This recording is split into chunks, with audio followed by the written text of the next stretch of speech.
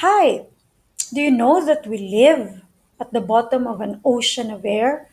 According to Evangelista Torricelli, he says that the air above us or surrounding us exerts pressure to all of us that are on earth.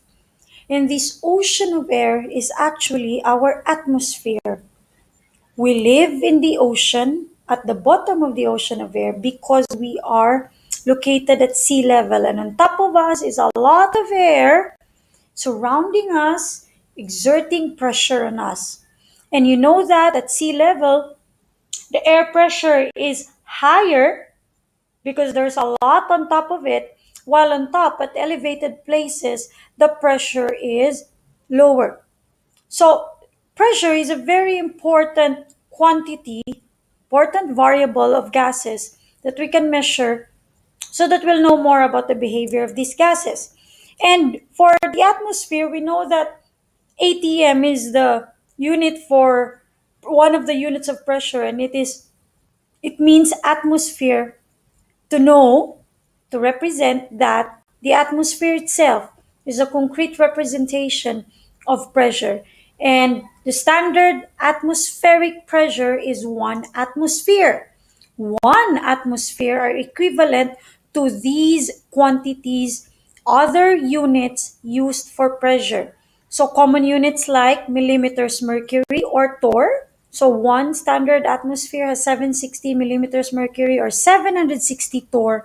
It can also have 29.92 inches of mercury or 14.7 pounds per square inch or PSI, or it can have 101.3 kilopascal, in which you can multiply it by 1000 and that becomes around 101,325 pascal. Or one standard atmosphere is actually about 34 feet of water. Imagine that. And that is the standard amount of pressure that's currently pushing on us right now. But how come we don't really feel it? We don't feel this amount of pressure equivalent to about 34 feet of water. It's because the internal pressure inside our body matches with the surrounding pressure. That's how God created us to be. That's why we're comfortable and we don't really feel it unless we go to elevated places. That's why airplanes are pressurized when it's up there so that we won't notice the changes in the pressure difference. So now that we live in an ocean of air and we know that there's low air pressure above elevated places because of fewer molecules there, and then there's higher air pressure at sea level, how do we make use of the pressure units and pressure values so that we'll be assured that we do the proper conversion units of pressure? So please remember, these are just the basic pressure unit conversion factors that we usually use in all gas loss calculations. This 1 atmosphere is equivalent to 760 torr. And then 1 atmosphere is also equivalent to 760 millimeters mercury. Mercury is the chemical we usually put in barometer, and the rising of the mercury that's calibrated to give us the equivalent pressure value. And then what 1 atmosphere to Pascal has an equivalent of 101,325. And of course, 1 kilopascal is 1,000 Pascal. Now, these units, I want you to take note of that, record that in your notes, and so that if ever you forget some of these conversion factors, you can easily go back to your notes without having to look at this video. So let's just recall the basic of pressure conversion. Now, if ever you have this particular problem, you have 475 millimeters mercury given and you have to express it in atmosphere. Now, how are you going to do that?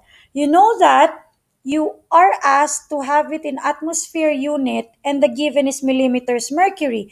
That means you're going to use the conversion factor. 1 atmosphere has 760 millimeters mercury. As of any conversion factor problem, when we do factor label method, you always begin with your given 475 millimeters mercury, and then you use the conversion factor to cancel out millimeters mercury and get atmosphere. So atmosphere has to be on top because that's what we are looking for.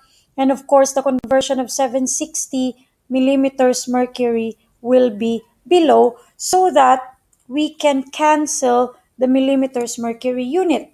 So go now to your calculator and divide the 475 given by 760, and that is the atmospheric pressure, the pressure in atmosphere unit. So that's how you do conversion, sample conversion solution for pressure. In the case of letter B, the pressure of a tire is measured as 29.4 psi. What is this pressure in terms of millimeters mercury? So it's very obvious that you're given psi and you are to get millimeters mercury. Now, I got this conversion factor 760 millimeters mercury from the previous slides of psi. Psi is not a metric unit. So we got it from there because you know that one atmosphere is equivalent to 760 millimeters mercury, and 760 millimeters mercury has an equivalent of 14.7 psi. So this is the conversion factor that we need to use. So therefore, we begin with a given, so that's 29.4 pounds per square inch. That's what psi means. Then times your 14.7 has to be below. This is your conversion from psi or from millimeters mercury to psi. So the 760 will be on top, so that you can cancel out pounds per square inch and get what you're looking for, the 760 millimeters mercury. So I want you to get your calculator, grab it, and multiply your 29.4 by 760 because they're in the numerator, and then divide it by 14.7. And can you comment your answers, your final answers to letters A and B for me to know that you're able to convert this properly?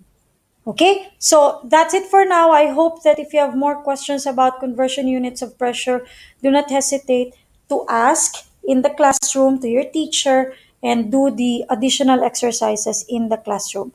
So, again, you have to be able to know that the conversion factors of pressure is important because there might be discrepancies in your calculations later on in gas laws if the units are different or if the unit is not correct. So that's the end for now. Bye and God bless you. Enjoy learning, relearning, and unlearning.